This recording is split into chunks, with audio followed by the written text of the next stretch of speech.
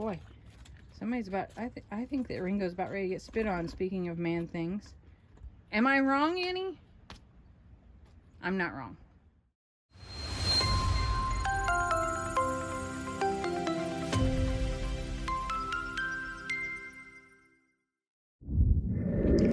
Okay, so we got to talk about this. I watched a video, Miss Indy. Annie, I'm not kidding. I watched the video where Indy walked out and literally tried to run Buc-ee's out of the pasture. Where did she get that from? Where did you get that from, ma'am? Ernie, I know it didn't come from you. Annie, I know. It came from you. You taught her this is our pasture, we protect it. And you didn't think that she would take it so seriously when it was like our animals, our friends, our family. And she did. And even though they're 12 times her size, she did. Yeah. And then I get here today, and lo and behold, if it's not happening again with Donkey Dan. Now, Donkey Dan's not as big as Buc-ee's is. And Donkey Dan actually didn't have as much tolerance as Buc-ee's did. Did you just stomp your foot at me? She just stomped her foot.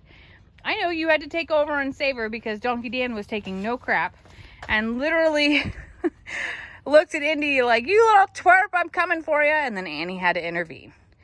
Mama had to step in and take charge. I know, baby. I know you did. And look, Brady's over here going like, I missed all of that.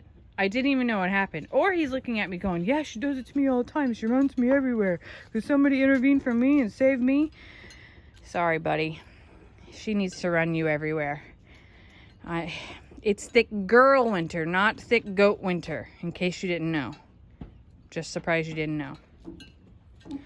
So, Ernie has mostly just stood by and laughed at the antics, knowing that his good friends really don't plan on hurting Indy, and he's gonna let his woman just be the one that stands up and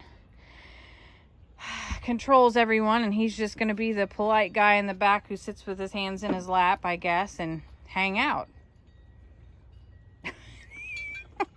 Annie doesn't look happy about it at all. Annie's like, could you just be a man one of these days? Could you just like do it for us? Oh, I don't know if he has it in him, Annie. Some guys don't. Sometimes, I'm sorry. Sorry for using woman and man and like categorizing people, but that's the school that I come from, okay? And Ernie, as much as men want to say I'm the man and be all machismo and stand up and do all the things and be manly, I'm just gonna say that. Most of the time, women are the man, okay? Am I wrong, Annie? I'm not wrong. I didn't think I was wrong. Because here's the deal. When God is a little secret. Okay, I heard you, love. Did you all hear her? She was like, yeah. She didn't want to say it in front of Ernie because she didn't want to hurt his ego and his pride. But in reality, most of the time, us women, we're doing it all anyway. We're doing very strong things. And that whole generalization of that's the man's job, the man should do it, that's the reason it's going up. Don't like try to ignore it, Ernie, and act like I'm not talking about you right now. Because I am. Dude, being a man is more than just like standing up and fighting and like lifting heavy things. Like man things can be very gentle things, and that's what we need to train our daughters. Whether we're the woman or truly the man. Oh boy. Somebody's about, I think that Ringo's about ready to get spit on, speaking of man things. Oh, she's working one up. She does not like Ringo in her pool right now. She's like, Ringo, you have 10 seconds to get that drink and get out of here. Look out, buddy. She's on a rampage today. She has no tolerance for testosterone, and the more I sit here and talk about this, the more in trouble that Ernie's getting for not doing his part. I'll just say that. So let's remove all the gender roles here and just say that, like, a woman's work isn't in the kitchen or in the house, and a man's work isn't outside, and, like, none of those things There are no like rules or guidelines of like who does what. It really has to be in a partnership 100%. And some days you're not 50-50. Some days it's 80-20, and it can flip right around to 20-80 the next day. But there are no like man things or woman things anymore. And I fully agree that there doesn't have to be. Now, in your relationship, should you decide that you want to be the one that does XYZ, there's nothing wrong with that. There's nothing wrong with that. It's kind of like knowing your place and all the things, but don't pick and choose of on certain days you want to be the man and do the heavy part or be the protector or do those things, and then flip when it's convenient for you. Oh, I am just getting Ernie in trouble left and right. He is getting like nasty looks, and I'm just like, Lester thinks he stirs the pot. I'm stirring the pot right now. But I think over time, we as a society, I'm mostly talking humans now, not alpacas, have evolved to realize that we better learn how to do it all. We better learn what it all takes, because it is very possible that we're going to have to do it all. Even if you do have a partner. And that's not because they're lazy or any of those things. It's because one day you might have to do it all. And it's okay. And I find it very important to teach our daughters and sons, grandchildren in the future, that you should learn how to do it all. And it's okay to be able to pick up when the other person can't, because it's going to happen. Ernie, one day you might hurt your shoulder. Yes, I'm referring to Dad, but it might be you. You might hurt your foot.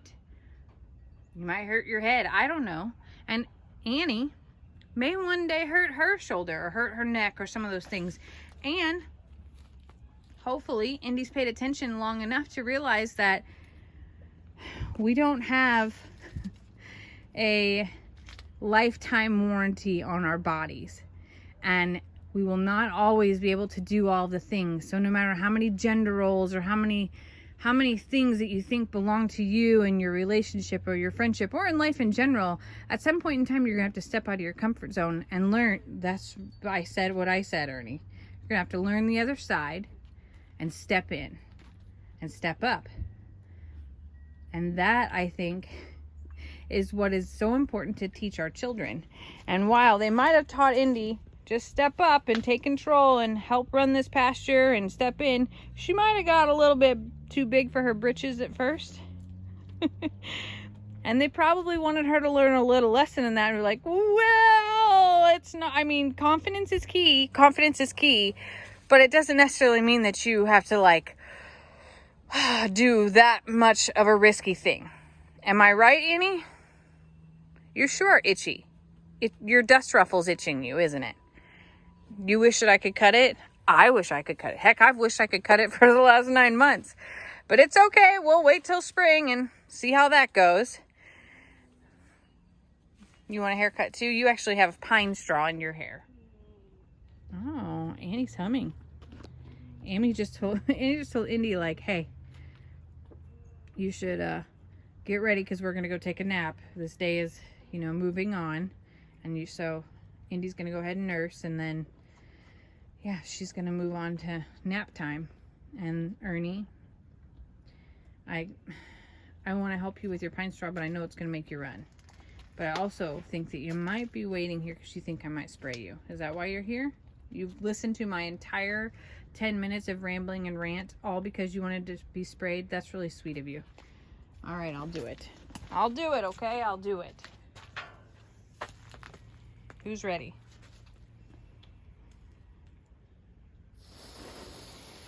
Oh boy. Here I was thinking that y'all were so interested in my talk. My owl talk. Instead of a TED talk, you get it? It's an alpaca talk, an owl talk. Yeah. I'm cool like that. We have owl talks here at the farm. We're gonna fake it, Ernie. We're gonna act like you were very intently listening to my life lesson, and that's why you were here, okay? Is that okay with you? Thank you. It's not, okay? Please? Please, Ernie? Okay, thank you.